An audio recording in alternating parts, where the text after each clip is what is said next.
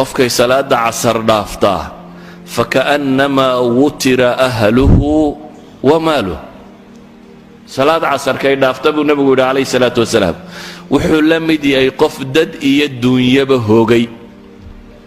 haddii nin masaajidkeenna ka tirsan aynu garanayno la yidhaahdo galabta reerkii iyo ciyaalkii iyo adduunkiisii iyo wixiisiiba baddaa liqday marka bay saaraayeenoo wixiiba baddaga liqday, inna lilaahi wa inna ilayhi raajicuun baynu wada odhan lahayn. aad baynu uga nixi lahayn, waayo ninkaasi masiibaa u soo hoyatay baynu odhan lahayn. dadkii iyo duunyadiiba way iska raaceen, labadiiba balaaya kaga wada dhacday baynu odhan lahayn. nabi moxamedna wuxuu leeyahy calayhi salaatu wasalaam salaada casar qofkay dhaafto waa fakaannamaa wutira ahluhu wa maaluh, waa nin dad iyo duunyaba hoogay buu la mid yahay. idan ikhwatii fi lcaqiida musiibo kastoo kale agta waa fududahay. qur-aanka rabbi subxaanah wa tacaala wuxuu inagu tusaaleeyey mid aqoon la siiyey oo diinka wax ka fahmay oo dabeetana ka siibay oo nolosha kale ka doortay. ilaahay baa subxaanah wa tacaala markaa qisadiisa intuu soo arooriyey nebi maxamed amray inuu dadka u sheego oo weliba ku gebagabeeyo faqsus ilqasasa lacallahum yatafakkaruun watlu calayhim naba aladii aataynaahu aayaatina baa ilaah yidhi waxaad dadka ku kor akhridaa warkii kii aanu aayaadka iyaga wax ka siinay baa ilaahay yidhi. qof kasta oo mu'mina oo diin fahmay ilaahay aayaadkiisa wax laga siiyey.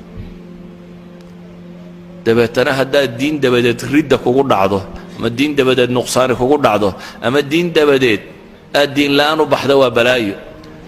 kaa warkiisa u akhri baa ilaahay yidhi fansalakha minha faatbacahu shayطaan fakana min alghaawiin. oo fansalakha ka siibmay baa ilaahay leeyahy.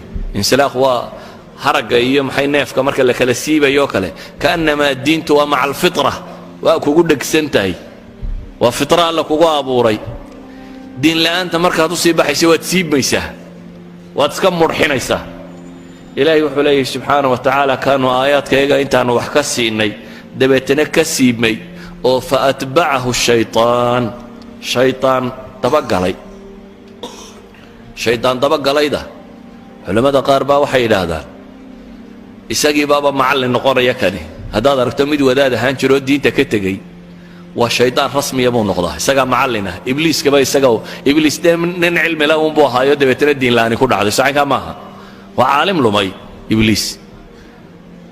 wadaad kitaab akhriyi jira oo kitaabka ka tegay haddaad aragto oo kolba baabka baatilkaa u furaya dadka waa uun ibliis kalu noqonaya. shayddaamadu isagay sheekhba ka dhigtana way dabagalaan bay idhaahdaan.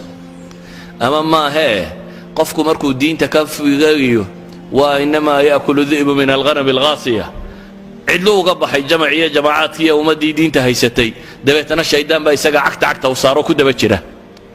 ilaahay wuxuu leeyahy fakana min alghaawiin, ghaawintu ka mid noqday.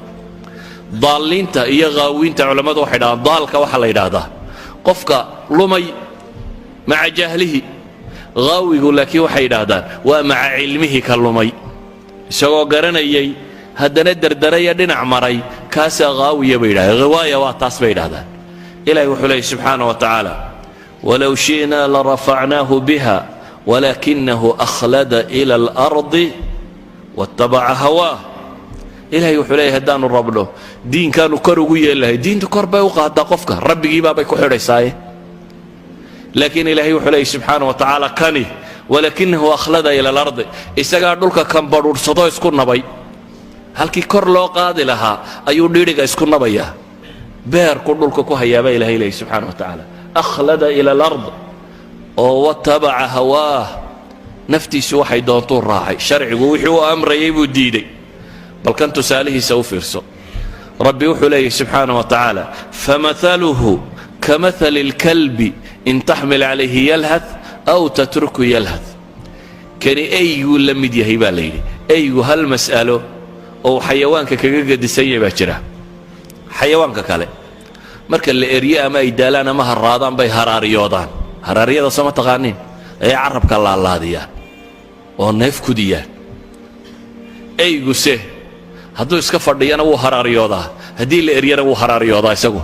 isagu haraaryadu kuma tusayso inuu daalay ama raadan yahay ilaahay wuxuu leeyahay subxaanahu wa tacaala kani ay buu la mid yahay ayga haddaad eridana wuu haraaryoon hadduu fadhiyana wuu haraaryoon kan waayo kani de isagoo diinta garanayuu dhinac maray haddii qur-aanka lagu akhriyana wuu haraaryoon haddii laga daayana wuu haraaryoon isagu mar kastaba isagu diin la'aan buu doortay xaggu u cararay marka aayaadku ma anfacayaan labadiisa xaalaba waa isku mid isagu ilaahay subxaanahu wa tacaala wuxuu ku tilmaamayaa ذلك مثل القوم الذين كذبوا بآياتنا فاقصص القصص لعلهم يتفكرون بإلهي كاسوات صالح كوي آيات كيجا بيني بإلهي دتك قصصك قرآن كوسو أروري أشيك بإلهي لي نبي محمد دتك أشيك قصصك كان وحي مدينين يفكراني